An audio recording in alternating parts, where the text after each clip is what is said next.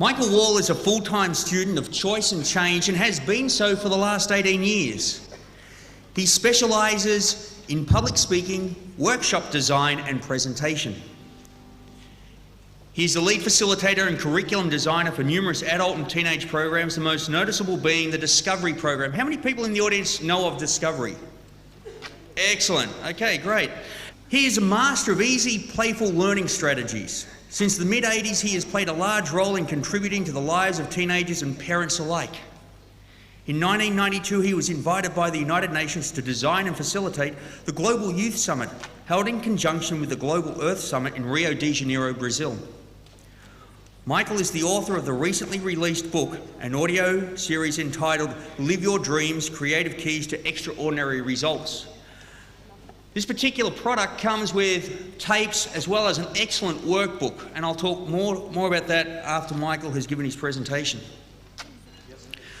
Michael has had a powerful impact on the lives of thousands, and I'm extremely honoured and proud to include myself as one of them. For the past 3 years, Michael Wall has been my mentor, teacher, coach, and above all, one of my very best friends. He's a person of deep commitment to the betterment of humanity, with emphasis on the family unit. His humour is amazing, and his ability to take a group of people and bring them to a point of realisation is indeed exceptional. Michael is certainly a person that is a demonstration of living life right on the edge. Ladies and gentlemen, I'm extremely excited to introduce the extraordinary, the exceptional Mr. Michael Wall. Let's give him a huge hand.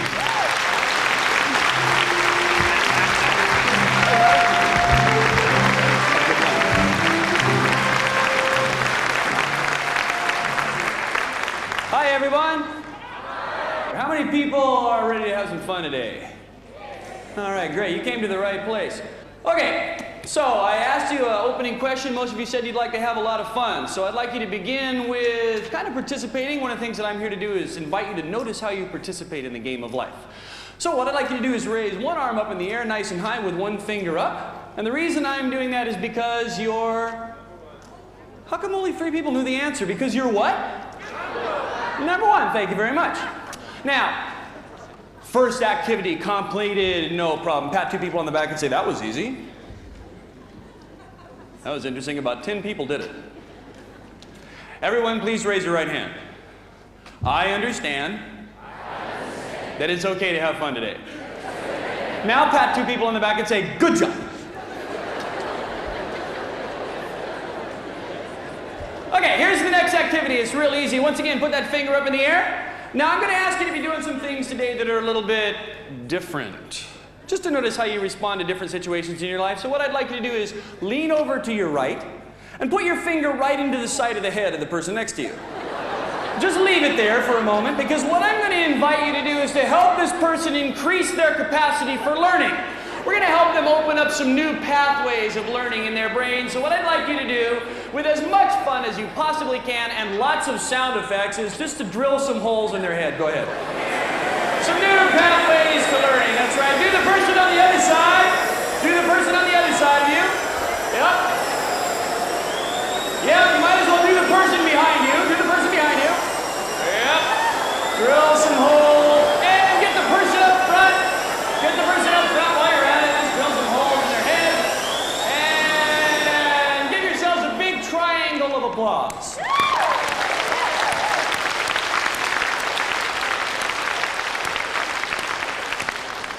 I told you we were going to do things that were a little bit different. So, how many people are interested in being successful in your life? Let me see your hands if that's you. How many people are not interested? How many people are too lazy to raise your hand? You don't want to be successful? Really? How exciting. First person in 5 days to raise his hand. So, what I want to do is explore with you today some ideas around success, but not just success. You see, one of the things that I'm interested in is how to have a life that's got a lot of fulfillment in it. And I'm going to talk with you a little bit about what that fulfillment might be for me and for you. Now, my journey into, let's just say, personal growth. How many workshop junkies we got out here? Let me check you out. Yep. Hi. It's my family, right?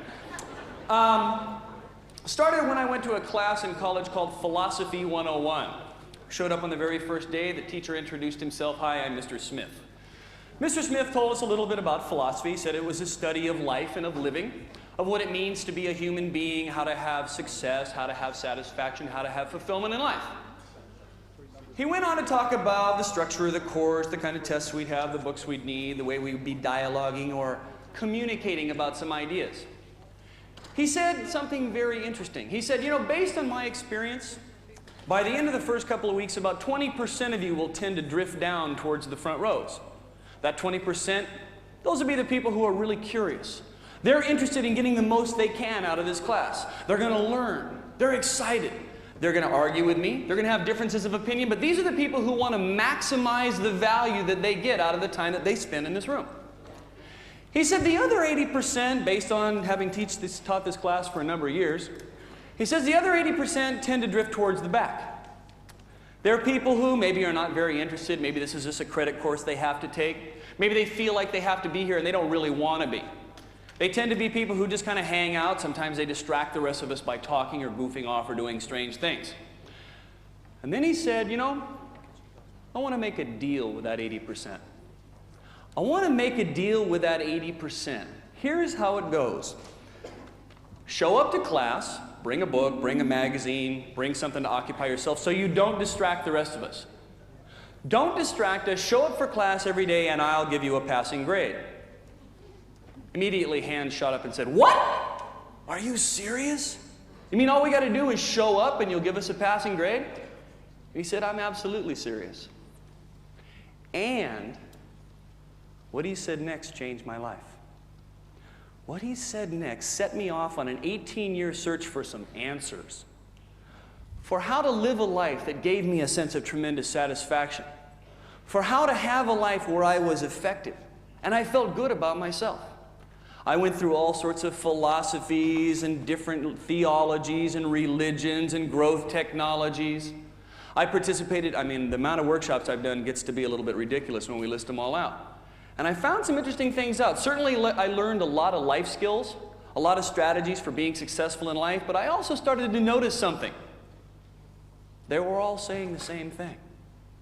All those workshops, all those seminars, the religions, the philosophies, the psychologies, they're all talking about balance. They're all talking about teamwork. They're all talking about giving it your very best. They're all talking about support. They're all talking about going for excellence. So when I look into my life, I see that I've gained a lot of those strategies. And I bet many of you have as well. Tessa mentioned the Discovery Program. The Discovery Program in a lot of ways is a simple language translation and condensation of a lot of those life skills. But the more workshops I went to, the more I noticed that there was an issue that wasn't being addressed. See, I kept going to workshops because I kept looking for that sense of, I didn't know what to call it.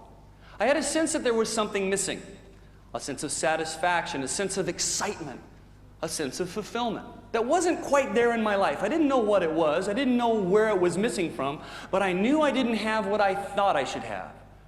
How many of you have ever had a sense that there was something kind of missing from your life and you weren't sure what it was? I'd like to talk to you a little bit about that today.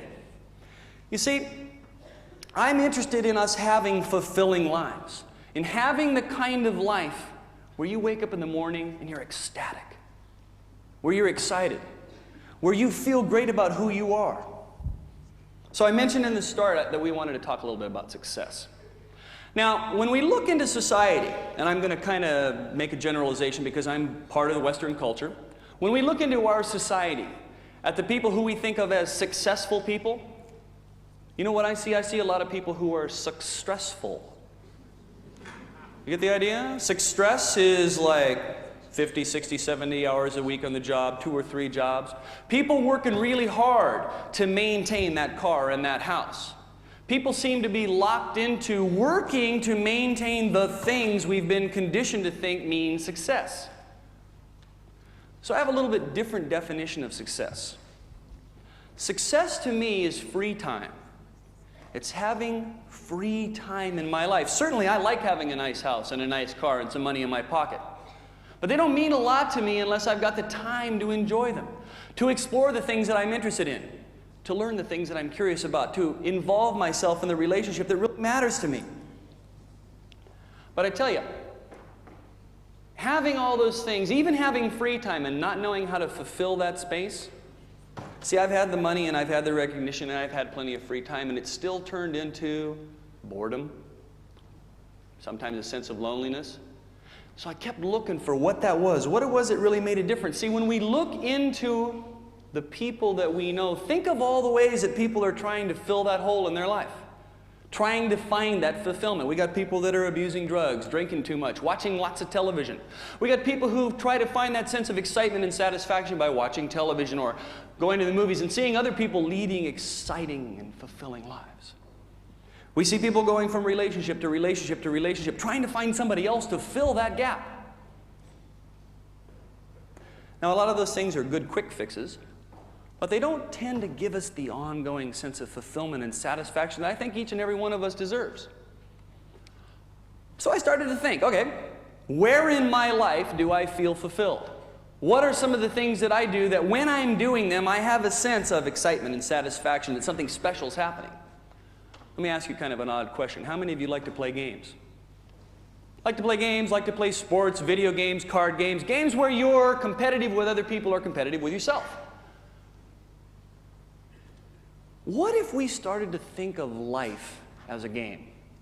I mean, when we're involved in a game, we're stimulated, we're excited, we're passionate about it, we're having lots of fun. What if we thought of life as being kind of like a game? And that there's 4 basic parts to life: freedoms, goals, challenges, and players. Now, we've got the players handled. You're all players in the game of life. The first thing, for example, in the game of cricket, if I'm at bat, I have the freedom to hit the ball anywhere I can, to run as fast as I can to the other end.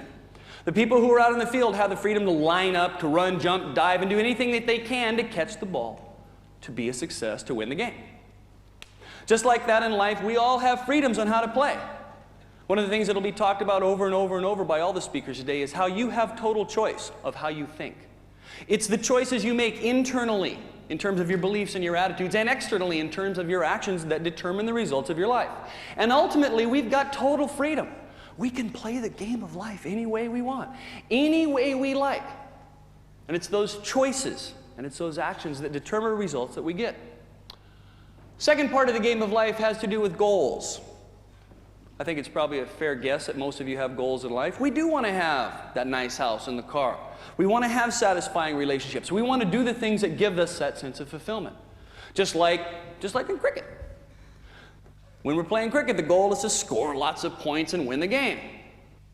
So it's the third element that I think is pretty interesting, and it's this word challenges.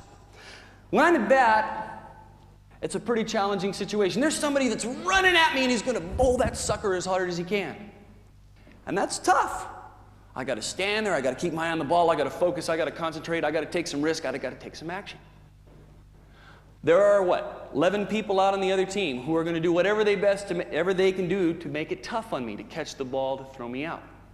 It's challenging. In life, we have those kind of situations. We've got situations with the boss and with our husband and our wife and with our children and with the guy next door. But we don't call them challenges, do we? What do we call those situations in life? What do we call that situation with the boss? We don't call it a challenge, we call it a problem. Everybody knew the word, right? If we're having a situation with our husband and wife, we don't usually call it a challenge, we call it a pain in the... yeah, that thing. Think about the words that we use to describe the circumstances of our life. See, think about it. If you describe a situation as a problem, as a bummer, as a pain in the, as a block, as a hassle, does that affect the way you relate with it? Let's say, for example, that this podium is my relationship with my next door neighbor who thinks that the volume that you should play a stereo at after 10 o'clock at night is really loud, and I have a difference of opinion. If I think of that as a situation that's a problem, how am I likely to relate with it? Am I going to really adore it, come up to it and say, what a wonderful problem you are. I'm really delighted to get to know you. I want to interact with you and really understand you better. I've been wanting to understand this problem. No, that's not the way we relate with problems. We tend to ignore them, avoid them, to move away from them, to say to them things like, you really suck. We don't like problems. Does the word we use affect how we relate with a situation in life? If I call that a challenge, what does the word challenge connotate for us? An opportunity? A sense of possibility? Challenges are things which by definition tend to draw out of us resources that we don't normally use in life. A challenge might have a sense of an adventure. Now my point is, what words are you using to describe the circumstances which pop up in your life? How many of you have ever gone to a workshop where they said, you create your own reality? I got really upset one day. I started to think that I was responsible for the bus wreck down the street. I'm not sure that we actually create the circumstances, but I do know that we have a choice about how we interpret them. What if each and every event in your life, each and every circumstance, has absolutely no significance whatsoever until you assign it one by the way you label it? How many people have ever ridden a roller coaster? How many people found it terrifying? How many people found it exciting? What's the difference? When you're terrified, your heart goes. When you're excited, your heart goes. Yeah? When you're terrified, the little voice in your head goes, I'm gonna die! When you're excited, the little voice says something different. Maybe the way we talk to ourselves, maybe the words we use, have an impact on how we live in life. Now see, this thing about challenges is very, very interesting. I'd like you to play a game with me. Could you all hold your right arm up like this? Now, what I'm going to give you in just a moment is a big challenge, an opportunity to go for something really meaningful. If you can accomplish this task, you will have a sense of tremendous satisfaction, knowing that you've accomplished something, that you've done something that's really, really significant. So just notice how great you feel if you can move your arm from here to there on 3. 1, 2, 3. How many people feel like you really accomplished something? Like you really did something amazing? Raise your hand if that's you. You got to learn not to listen to people who rev you up for silly reasons. How many people did not find that particularly fulfilling? Yeah. Why not? Because we know that we can move our arm from here to there. You do it every day. It's no big deal. There's no challenge to it. What if it's the things in life that are tough, that are difficult, that we don't know how to do, that are challenging, that hide within them the sense of payoff? If you went around doing things that you already know how to do every day, you wouldn't have much of an exciting life. And yet look at how our society has conditioned us to think that the best life is the life where we never have to take any risks, where we always play it safe, where everything's always comfortable and easy. See, maybe it's the challenges in life that hide the payoffs. Maybe it's the things that we don't know how to do where we could begin to look for that sense of satisfaction. You see, if I'm focusing on this as a problem, God, you're an ugly problem. You're one of the ugliest problems I've ever seen. You know, I can't seem to get you out of my life. You're in the way, you're bothering me, you're bugging me. And I don't know what to do about you. You know, I keep looking for ways to deal with this problem. What is my life full of the more I focus on this problem? The problem. The more you focus on the problem, the more you get to see the problem. It's interesting, the psychotherapeutic models that some of us have been involved in. We think that the way to find solutions in life is to find all the reasons why we have the problem. So people get really good at explaining their problem, coming up with all the reasons for their problem, talking about the history of their problem, and what they've got is a really wonderful, special, shiny, bright, neato kind of problem in their life. Where we put our attention is where we get our results. If you put attention on things as being a hassle, you'll get hassles in life. I was interviewed by a radio station in Perth yesterday. The woman said to me, "You talked in your talk about things like the comfort zone and how sometimes we're afraid of fear and that holds us back. What are some of the other things in life that hold you back?" And I said, "There isn't anything in life that holds me back. Unless I start to look for things that are holding me back. If I look for them, sure enough, I'll find them. What if I go into my life looking for the challenges, looking for the opportunities, looking for the possibilities?" Okay. This is my favorite part of the talk. I'm about to turn into an obnoxious, pushy American. Some of you already knew that, right? So in my workshops, one of the things that I'm there to do is, a lot of my role as a facilitator is to provide challenges, metaphoric situations where people get an opportunity to experiment and experience for themselves how they play in the game of life, how they participate. Now, a lot of how I do that is not only by setting up challenging situations, but I'm also there to give them a little bit of feedback. Now, the way I give feedback is I don't run out in the audience and go, you did that wrong. You screwed that up. The way you do that is really dumb. The way I do that is by asking questions and inviting people to think for themselves about how they're participating in the game of life. How many people would like to play along with me like that for the next few minutes? Okay. I promise you, so private, be no big deal. Okay, what I'd like you to do is think back in your mind to, I don't know, about 10, 15 minutes ago when I asked you all to raise one finger up in the air, and I asked you, that's because, and about 3 people went, number 1. How did you participate in that moment of your life? In that instant of your life, how did you play? See, some people went, number 1! Some people went, I hate these suckers that ask me to raise my hand and call out. Some people went, look at how big his nose is. How did you participate in that moment of your life? And did the way you participate give you a payoff? Not long after that, I asked you to put your hand up in the air, reach over and put your finger into somebody's head. Some people participated by going, okay. Some people participated by going. Some people participated by going. How did you play? I asked you to do something that was very different and very strange in that moment. A minute ago, I asked you to put your arm up and go like this. Some people jumped in, participated, played along. Some people just sat there. Now, I am not here to tell you how you should participate, but check it out. If you're the person whose hand went up and went, number 1, do you think that that's the kind of person who gets opportunities in life? People tend to notice people who have the ability to say, I'm good at what I do, I'm number 1, I'm the best, notice me, hey! How did you play? Is the way you played in that moment in any way relative to the habitual way that you play in life when there's an opportunity to step out in front? Are you a person who leaned over and had some fun doing something a little bit different? Did something that was a little strange, outside the norm, socially unacceptable? See, when we lean over and touch people we don't even know, that little voice in our head says, this person's gonna deck me. They're gonna think I'm totally stupid. That little voice goes off. How many people have ever heard that voice in your head? Yeah?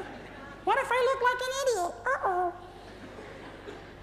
But I want to tell you something. See, if you want to be successful in life, if you want to produce extraordinary results, you won't do it by doing the same thing that everybody else does. You won't do it by being normal. Look at the people who've changed the world.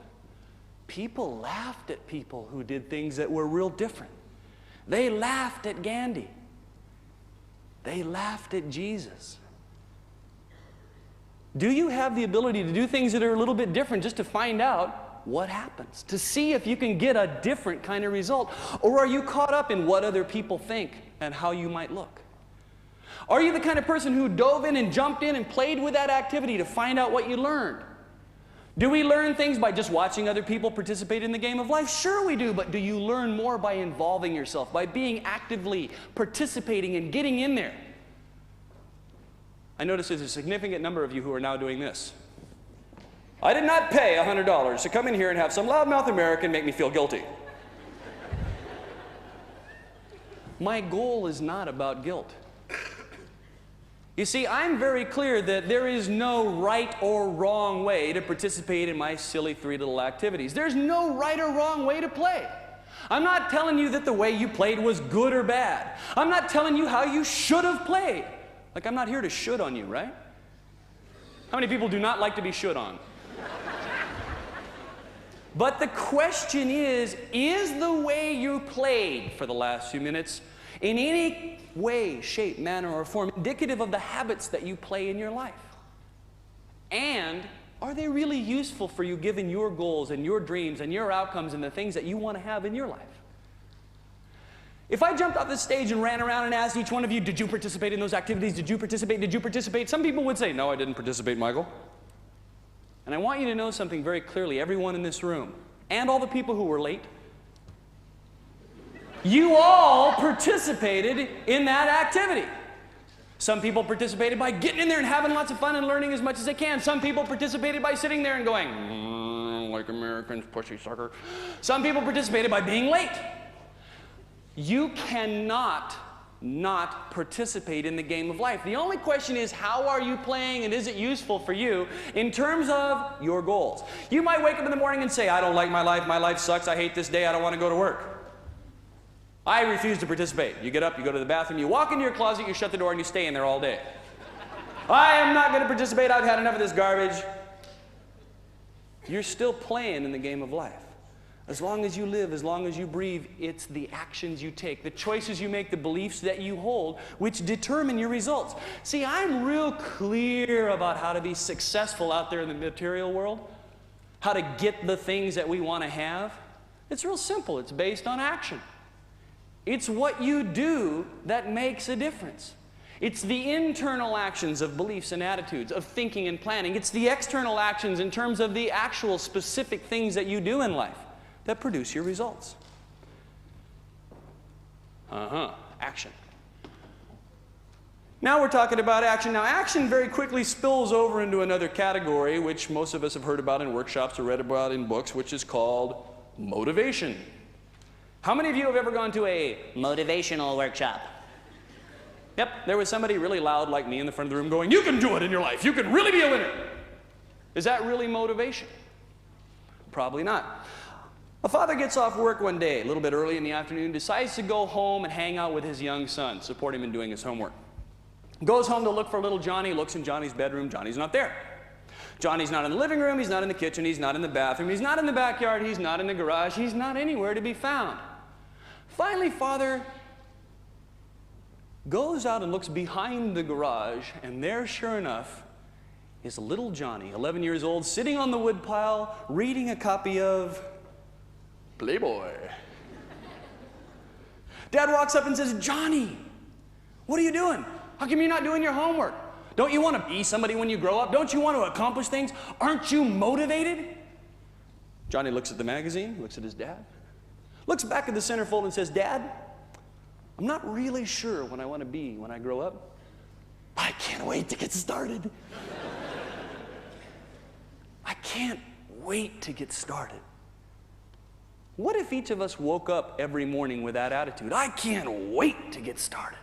I can't wait to see what life has to offer me today. I can't wait to find out what possibilities there are. I can't wait to discover what I might learn today. I can't wait to get involved. I can't wait to take some risks. I can't wait to find out what adventure there is for me today. I cannot wait. Let's say tomorrow morning that you're in bed, not sleeping around, sorry about that. Great moment. Sleeping blissfully, and at some obnoxious hour, your alarm clock rings. Nice alarm clock. You wake up, you stretch, and just at the moment you start to get out of bed, I hop out of your closet. In my hand, I'm waving this big wad of $100 bills. I jump out of the closet, I run up to you beside the bed, and I say, if you get out of bed today and you go for it with the attitude of, I can't wait to get started.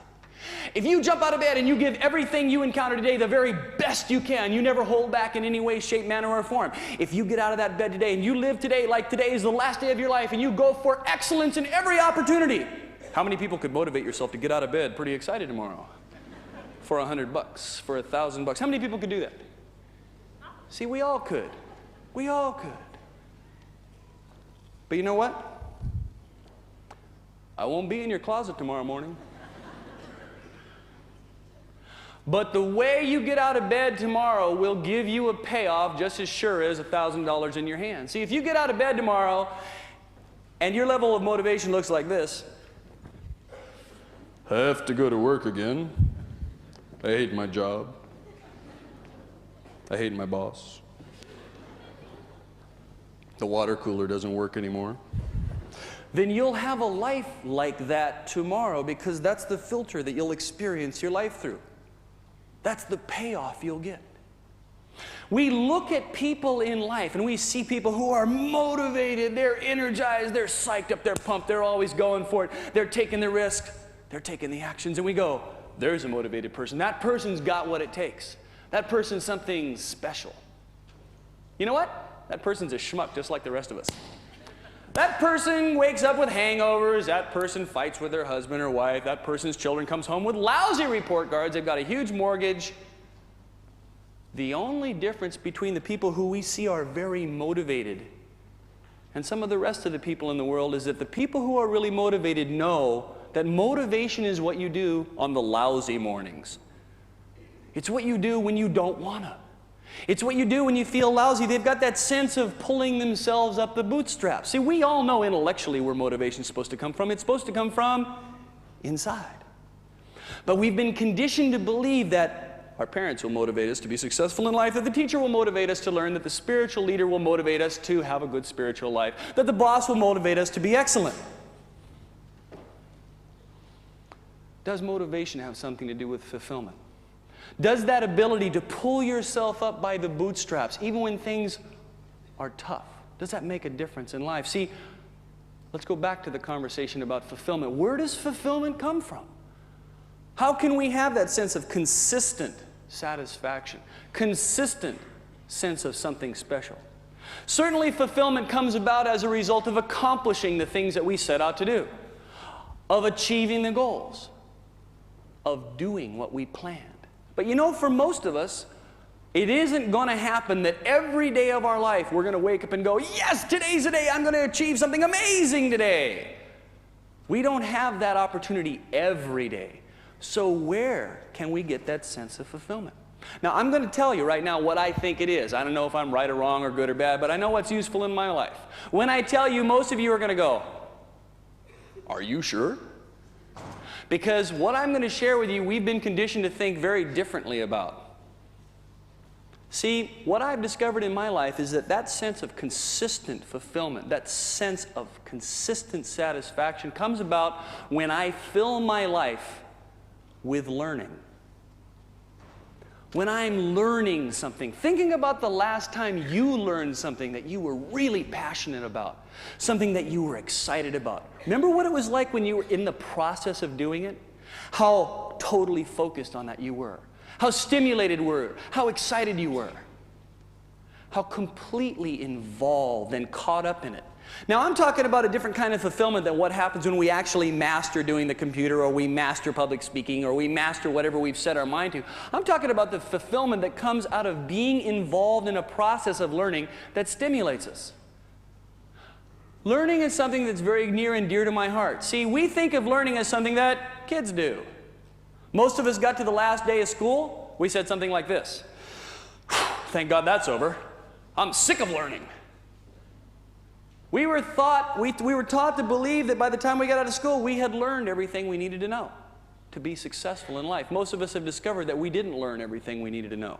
We'd learned a lot of facts, we'd learned a lot of information, but we hadn't learned a lot of the life skills. But think about whether or not you're really learning enough in your own life. Now, certainly you people are learners. You wouldn't be here today taking your time away from your work and your families and your jobs to come here and learn, to expose yourself to new information. But how did school condition us to feel about learning? I did a talk a couple days ago in Brisbane, and there was a bunch of teenagers, and I said, learning really? What word do you think they came up with after that? That means you had the same conditioning, see? And how does that affect our life? See, I'm a learning junkie. I'm totally caught up in learning. I love to learn. How many people would like some strategies for learning effectively, easily, every day, every minute of your life? Great. Put your other hand up while you're at it. Could you put your other hand up? Put both of them up. We'll collect your wallets now, make a little profit. No, keep them up, keep them up. I'd like you to turn 90 degrees to your left. Just turn 90 degrees to your left. Put your hands on the shoulders of the person next to you. And give them a little massage. Let's have a little halfway point here. Just give that person a little massage, because one of the things that you should know about the brain is that when you're learning things, it's good to take a break once in a while and relax. Be sure to get a little on the neck muscles there, little neck muscles. And it's okay to have some fun. If that feels good, you can let out a little moan of delight. Okay, do the person on the other side. Make sure that all the people get a little bit of nurturing, a little affection today. And make sure you get their neck muscles. Their neck muscles. Okay, why don't you introduce yourself to the person on either side if you haven't done that already? Make sure you get to know each other a little bit better.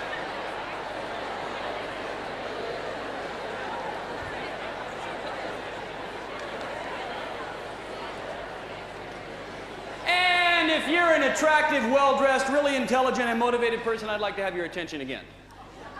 Thank you very much. Okay. Strategy number one is very easy. How many people brought a piece of paper and something to write on today? Great. Strategy number one is to write down the things that you learn. Paper is a cheap form of memory. It keeps your brain free and open. So throughout today, you're going to be exposed to some really amazing information. Deepak, Dwayne, Stuart, these people have got some amazing things to share with you. Write down the important things for you. Write it down. But you want to know what? At the end of the day, there will not be a test. We will not be checking whether or not you got the 15 key concepts and the definitions straight. Now, if you like to write down all the key ideas, that's great. But you want to know what I'd really encourage you to write down? As you're sitting there listening today, when your mind says, I could use that in my life, write that down. I could take that action in my business. Write that one down. Oh, I could use that in my relationship. Write that down. Write down the things and use them in your life. See, every minute of every day of your life, there's an opportunity for your mind to be learning from every situation. How many people have ever had a great idea and never followed through on it? Right? Yep, all of us. Write it down and begin to think about what you can do to use that information to do something that's a little bit different. Okay, learning strategy number two. These are just some real simple strategies, things that come out of my work and discovery, out of my new book, some basic ideas for learning. Okay, how many people have ever ridden on an airplane? Ever ridden on an airplane? Okay, I'm going to ask you to have some fun and play along with me. I'd like you to sit down in your seat right now like you just sat down in your airplane seat. Okay, so sit up, buckle your seatbelt. Buckle your seatbelt, check the little pocket in front of you, make sure there's a magazine and a safety card in there. Make sure that the barf bag's right there where you can find it. Adjust a little air thing up on top. Now, in just a moment, one of the flight attendants or maybe that funny little movie is going to come out. We're going to start off by thinking a little bit about how you listen. How you listen in life. Now, I'm not talking about your everyday garden variety kind of listening that goes like this. Huh? I'm talking about really listening. So just kind of notice how you listen in this situation. Good afternoon, ladies and gentlemen. We'd like to welcome you on board flight number 100. We're traveling on Lockheed 1011 aircraft, and for those of you who are not familiar with this aircraft, and for those of you who are, as we review, we do ask that you give your attention to the flight attendant at the front of your cabin. They will point out to you that the laminated safety instructions card located at the seat pocket in front of you displays and illustrates you. Okay. How do you listen to that? So many people just said, I don't listen. Why don't we listen to that? Heard it before, know the information already. The guy or girl I just sat down next to was a lot cuter. The flight attendant's voice is monotonous. I'd rather take a nap. Some of the reasons why we don't listen. Okay, now I'd like you to imagine it's a couple hours later in the flight. So I'd like you all to lean your seat back. Good luck. Lean your seat back and loosen your seat belt, have a little cocktail, read a magazine. You're just cruising along at 50,000 feet in the biggest wide-body jet I've ever seen. You're just cruising along, and notice how you listen when this comes over the intercom. Ladies and gentlemen, this is your captain speaking. We're about to attempt a forced landing in the ocean. Please pay close attention to the following instructions. Do you listen any different? Yes. Suddenly your listening is like this. Your ears get bigger. You hang on every word, every syllable, every little bit of information. You're going. You're checking the tone of voice. Your mind is visualizing what his body language is doing. You're getting every little teeny piece of information. But why? It's exactly the same information that the flight attendant or the little movie gave you 2 hours ago. Oh, you mean suddenly it's relevant? You mean suddenly the information that's coming from this intercom is somehow related to your ability to be successful in the future?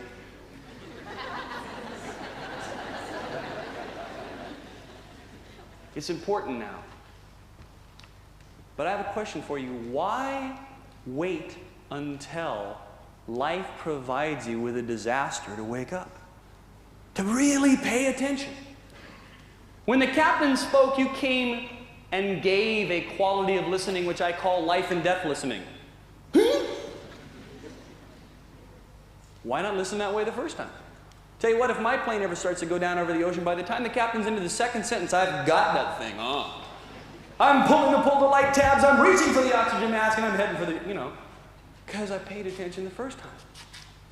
We belong to a society that has conditioned us about when to pay attention. The movies are dramatic. The television is dramatic. The media is dramatic. Why pay attention unless it's really exciting? Each and every minute of every day, you get to have an opportunity whenever you're talking with someone. You're hanging out with an expert. You're hanging out with somebody who's lived and succeeded in the game of life. Why not listen to people from the point of view every minute of, this is life and death, this affects my future, I'm getting information right now that really matters to me. See, think about all the expertise that's out there that we have not tapped because we don't really listen unless it's somehow suddenly very significant. Think about people who get older. What do we do with older people? In ancient societies, when you hit the age of 60, 70 years old, you became an elder. You got a status. Suddenly people gave you respect. And if they wanted to know how to have a successful, fulfilling, satisfying life, they came and they asked you questions and then they sat there and they listened. You want to be a successful salespeople? Right now in retirement homes in your town, there are people who've sold millions and millions and millions of dollars of property, of cars, sitting there, untapped resource.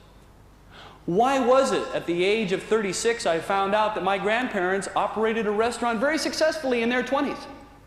How come I didn't know that when I was 22 and I ran a restaurant? Because our society doesn't have a context for listening to the wisdom that only comes from expertise. We've been conditioned to think that the answers come out of books, that the answers come out of workshops, that the answers come off of TV or video. The answers come out of people. Every day you have an opportunity to ask questions and learn from people who know the answers not out of a book, but out of how they've lived their life, out of the choices they made. Not only will that give you greater expertise, but it might cause you to avoid a little grief, a little drama in your future. See, when you listen to these people, you will gain new ideas, new actions, new ways of doing things. When you change your actions, if you begin to implement some of those actions, you will get different results. It's pretty obvious. If we keep doing the same thing over and over the way we've always done it, we'll get the same results we've always gotten. If you want to get different results in your life, you've got to do something differently. He's telling me to do something differently. He's suggesting that I'm doing things that I don't know how to do. He's suggesting that I take actions that I've never taken before in my life. I'd like you to imagine that right here on the stage, there's a circle around me about 6 feet in diameter. In that circle is everything I have ever done in my life. All the places I've ever gone, all the conversations I've ever had, everybody I ever met, everything I ever done, all the books that I read, all the videos I've seen, all the experiences I've ever had are inside this little circle. It's what I know, it's what's familiar, it's what's safe, it's what's easy. You could think of this as my comfort zone. Now, if all I ever did in my life was stay inside this circle, what would my life be like? Please call it out. Comfortable and boring. Because I've already done this. So am I going to learn much in here other than how to be more comfortable in life? Probably not. So let's say I decide I want to learn something. I want to take a different kind of action. I want to do something that's different. Let's say, for example, I decide after teaching workshops for teenagers in audiences of 100, I decide, I think I'll go on an adult lecture tour and see if I can talk to audiences of 3,000. Is that inside this circle? It's over there somewhere. So I go outside my comfort zone. I stand up on stage for the first time 4 days ago in front of an audience of 3,500 people. What's my internal dialogue saying? You're gonna die! People are gonna think you're stupid! Why does he fly down? Why does he fall down on stage? You won't look as good as Deepak Chopra. Little voice is going nuts. My body is going, ah! That's the way it is whenever we're learning something new. It's gonna feel scary in the body. The little voice is going to say all those wonderful things that little voice says. You're not good enough. Now, how most of us deal with that is they go. We go back inside the comfort zone. But am I going to ever learn how to talk to a big audience in here? So I got to go out there. And I got to go out there knowing that the little voice is convinced I'm going to fail. I got to go out there knowing that my body is going to tell me that I'm about to die. It's going to be uncomfortable. It's going to be scary. The little voice is going to have all sorts of doubts. Doubt's an acronym, driving ourselves unconscious by thinking too much in a useless kind of way. So, how do most people deal with that situation? Okay, well, here I am. I go outside. I talked to the audience 4 days ago. Am I terrified? Yeah. Does my little voice go nuts? Yeah. But now that I've done this for 4 days, is my comfort zone any bigger? Yeah. That's the way it is when you first start to learn. Now, I want to share with you a very simple strategy for learning. What if you got in the habit of going outside your comfort zone? See, I asked you a question a little bit earlier. Are you learning enough in your life? I can tell you how to answer that question. Do you feel uncomfortable every day? Or are you playing it safe in the game of life?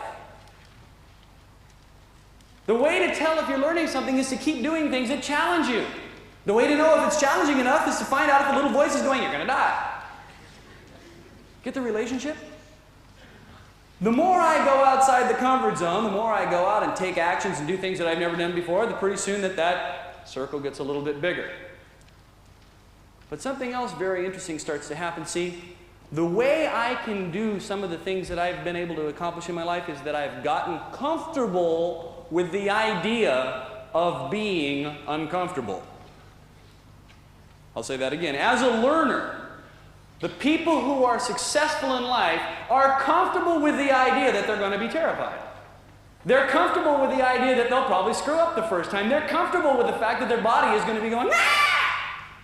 They've gotten used to that feeling of uncomfortableness because they've started to recognize that the uncomfortableness means that they're learning.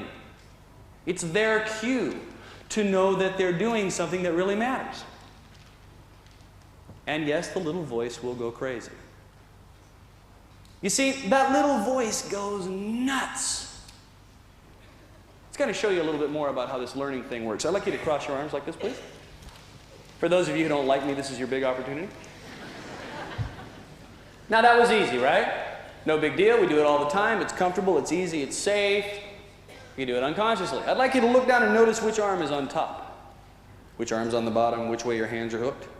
In just a moment, I'm going to ask you to recross your arms exactly the opposite. And just notice how that feels. 1, 2, 3. A little strange. Feel a little awkward. Find a little bit challenging to get into that position. A sense of hesitation. That's the way it is anytime you're learning. Please go back to the first position. Oh, that was easy. I've done that before.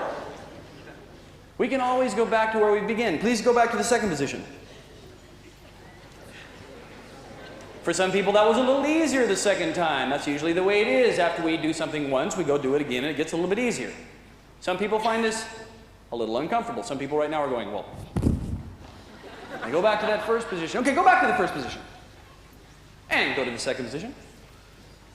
Notice if it's changing, go back to the first. Back to the second, back to the first. Back to the second, little Russian dancing music, back to the first. Back to the second, back to the first, back to the second, back to the first. Okay, what happens to the second position? It gets easy. It gets easy. The more you do it, the easier it gets, and the more the little internal dialogue shuts up. Strategy for dealing with the internal dialogue, a really easy one. When you're learning something, when you're giving your first attempt at doing something that you've never done before, dive into it 100%.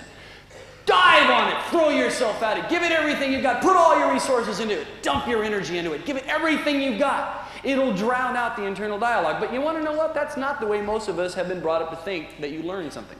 The way most of us enter into a brand new situation in learning looks something like this.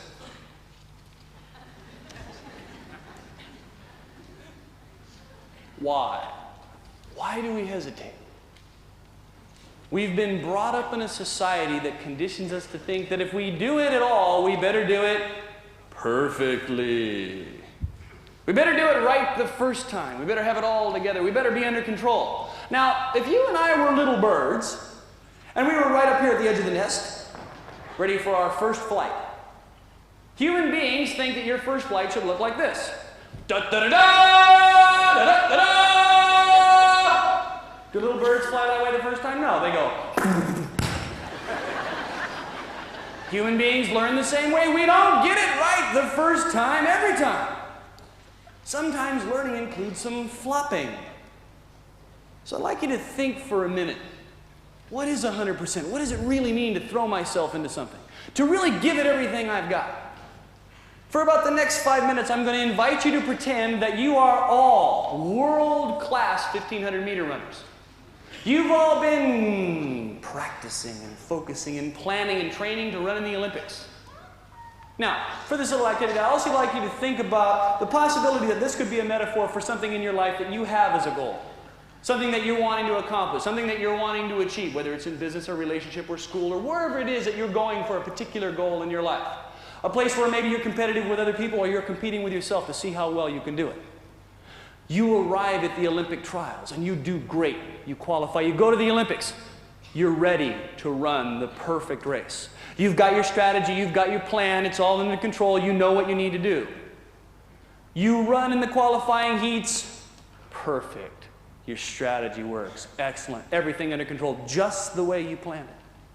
The day of the big race arrives, on your mark, get set, and off you go. 4 laps. Perfect race. At the end of the first lap, you've run a perfect first lap. Your heart is beating right at the rate that you know is optimum for you. Your breathing is slow and relaxed. To the 10th of a second, you're right on time.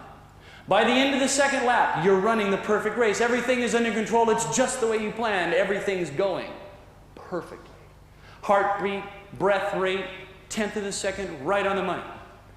Halfway around the third lap, the person in front of you stumbles and falls, and you trip over them and you fall. Now, what do you do in that moment? Do you lay there on the track and going, I'm finished? No, you jump up and you go for it. You're the kind of people who are enthusiastic. You want to be a success. So you run off after the pack. 3/4 of the way around that third lap, you've caught up with the people who are in the back. But there's still 5 or 6 people in front of you, and they're about 8 or 9 yards ahead.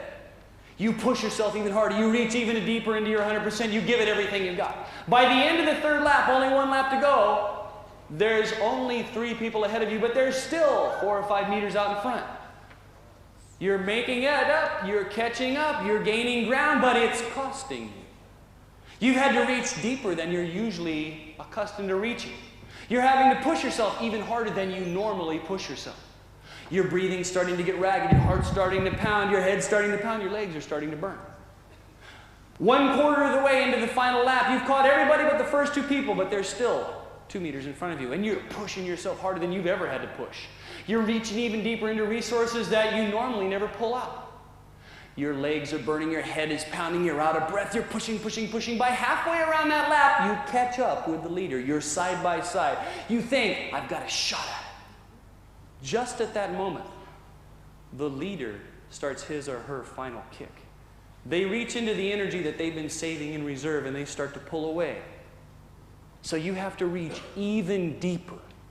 You reach into a place, you go for a kind of 100% that you've never gone before. You push yourself through the pain that your legs are going, I'm going to fall apart.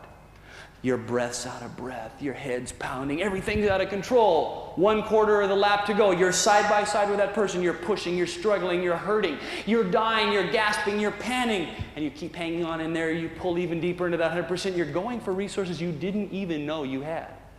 40 yards to go, 30 yards to go, neck and neck, fighting like a wild animal, giving it everything you got, 10 yards to go, 5 yards to go, and at the very last second, you reach even deeper and you dive across the finish line and you win by 1 inch. My question is, did you run the perfect race? Did you run an excellent race? Did you run an extraordinary race? Fulfillment is a result of living your life at the highest level of excellence you can possibly give. 100% is what happens when you go even deeper into your resources than you know you can. 100% is what you do way outside your comfort zone. It's what you do when there's nothing left. Fulfillment comes about as a result of doing the very best you can, and usually that means better than you knew you could do. And you want to know what? You'll screw up the first time. You won't do it right. You'll jump out of the little nest like a little bird, and you'll go. And when you do that, as a member of Western culture, there's a little voice in your head that's going to say things like, you made a mistake. And because you made a mistake, you're a failure. Heavy conditioning. Is that really very useful for us to think that way, to believe that way? What if your parents had talked to you like that when you were first learning to walk? Come on, Sally, you can do it. Just take that first step. You can do it. Come on. Put that little foot out. You can do it. Come on, come on. Oh, Sally, you screwed it up again. Sally, you did everything wrong. I told you to lift your left foot. You lifted your right. You made all sorts of mistakes. You'll never learn how to walk. Most of you would never learn to walk that way unless you did it just to spite your parents. See, our parents encouraged us. They picked us up. They said, that's okay. Give it another go. Why don't we pick ourselves up and say, that's okay, and give it another go? Thomas Edison's at a party one night, talking to some friends. So, Tom, what are you working on these days? He says, I'm working on something called a light bulb. What's that? Oh, it's a little wire in a glass tube, and I'm running electricity to it, and I think I can get it to give off light. Sounds great, Tom. How's it going? I've made over 1,000 attempts, and I still can't get it to work. And his companion said, you mean you've tried and failed 1,000 times, and you're still trying to make that thing work? And Edison said something that was very interesting. He said, I have not failed once, not at all. I've successfully found over 1,000 ways to not make a light bulb. We all know Edison was a gifted inventor, but he was also a gifted learner. He was smart enough to label the experience of not getting his goal as feedback, as a learning experience, as a successful step toward his goal. Why label it in a way that makes you feel lousy? Why not call it? See, in our life, if we do something right the first time, we've been taught to think that that's a success. The next time you do something that doesn't work out right the first time, look at it and go, what a great learning experience. Here's some feedback for me. What I did was effective or not effective. What I didn't do might have worked better. Take that one, put it aside, make the next step. Why beat yourself up? Now, I'm going to suggest that you do something right now around learning that's a little bit different. It's a little bit strange. It's a little bit outside the comfort zone. Here I am learning how to type. A, R, D, X, Z. Oops. Oh, man, I pushed the wrong key. God, this is frustrating. I'll never get this right. Does this look familiar to anybody? Is that a useful attitude for learning? What if you did this? R, A, X, B, C. Great moment. I messed that one up. What a great opportunity to give that another go, to practice a more effective strategy. Next time I'll give it even more focus and concentration. What a great moment. A significant portion of you are sitting there right now going, the man has lost his mind. That's completely silly. It's totally ridiculous. Why would I ever want to have fun when I don't do it right? See, I'll tell you what ridiculous looks like to me. Type, screw up. Oh, man. Ridiculous is making me feel bad when I didn't get the result that I want. Why not celebrate? Why not have a laugh? Why not have some fun? Why not choose an attitude that gives you the most opportunity out of that moment? How many Monty Python fans we got here? This is your moment. Monty Python had it real clear in their movie. Always look on the bright side of life. Give those people a round of applause. Thank you very much. You see, what if in the moment when you're learning something and you don't do it right, you actually called it a great moment? Took it as feedback and learned from it, but more importantly, made the effort to make it lots of fun. To jump up and have a laugh, to make it silly, to make yourself feel good. Tezza shared with me a piece of interesting information a few days ago on the tour. He said, you know, I read a research study. The average teenager laughs 400 times a day.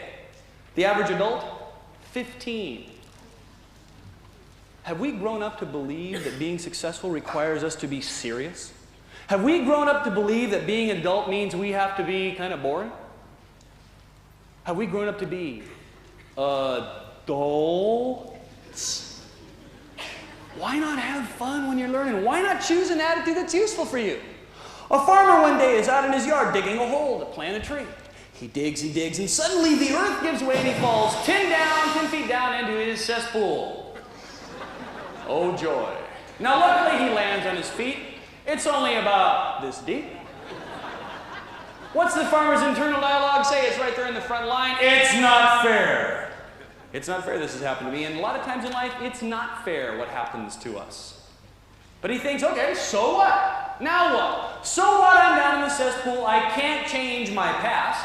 This is where I am. Now what am I going to do? It's this moment, it's this thought, it's this action that's going to make a difference in my life. He looks around, tries to find a way out, can't get out, calls out, nobody hears him, he's still stuck down there. He knows, bottom line, I can at least choose an attitude.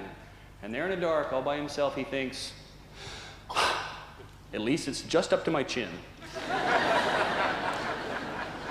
Choose attitudes that give you the most opportunity of every situation. My closing thought to you. At the end of today, I challenge you to do something. I challenge you, when you leave this room today, to think of one action that you're going to do as a result of the time that you spent here today. One new way of living your life, one new challenge you're going to take on, one way of stepping outside your comfort zone, one thing that you're going to do that you've never done before, because I'll tell you something very, very important. It's the things that you challenge yourself to do and follow through the learning process and actually learn how to do that will grow you. Whatever you take on as a challenge out of your time here today, if you go out of here and make the commitment to do it and you live that commitment 100%, you do what it takes to learn it and you do what it takes to live it, you will gain new skills, new strategies, new techniques, new ways of living that will not only affect your ability to produce that particular result, but they will affect every area of your life. You can start to run your own workshop simply by deciding what your next challenge is. When you leave this room today, make sure that you get maximum investment on your time, energy, and money by making sure that you commit yourself to do something that you've never done before that's outside the comfort zone, that makes that little voice go, ah! Make that commitment, and then when you've made it, don't do with it what most of us do with our New Year's resolutions, which is write it on a piece of paper and stick it in a drawer. Tell everybody you know about it.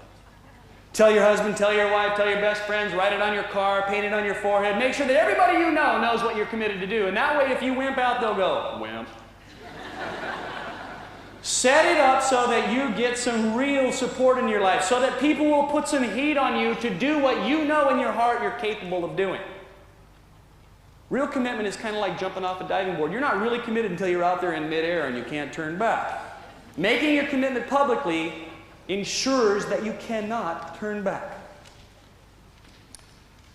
So once again, thank you very much for the time that we spent together. What I've been interested in sharing with you is some strategies on how to have an extraordinary result in your life, to have extraordinary performances, to have the kind of extraordinary, satisfying, fulfilling life that we all deserve. I suggest to you that an extraordinary life is produced by ordinary people doing something extra, taking that extra step. Please make sure that you take the opportunity today to look into new strategies, new ways of living. I'd certainly love you to look at my brand new book. I'm excited about it. It's full of strategies, not only to be successful in your own life, but for those of you who are counselors or therapists or teachers, great language patterns and great techniques to use with other people to help them discover more choice in their life as well. So, here we are, Philosophy 101. The teacher has said 20% of you are going to go for it. 80% of you tend to hang back. I got a deal for you. All you got to do is show up in life. Just show up in this class. Don't distract us. Don't bother us. Be here. I'll give you a passing grade. The hand goes up. Someone says, are you serious? Are you for real? All I got to do is show up and you'll pass me? And the teacher says, yep, I'll pass you. You all belong to an abundant culture. You'll always have enough to eat. You'll always have a place to sleep. You'll do fine. All you got to do is show up every day. And you'll get a passing grade in the game of life. Are you one of the 20%? Are you able to go outside your comfort zone, to take some risks, to know that it'll be uncomfortable? Are you consistently challenging yourself to be a learner in life? What the teacher said was, right now, it's 2:35 in the afternoon, this minute, this day, is the only minute, the only second like this you'll ever get. Are you taking full advantage of it? Are you getting the most you can out of it? This is it. This is all you get. Live it to the fullest. Thank you very much.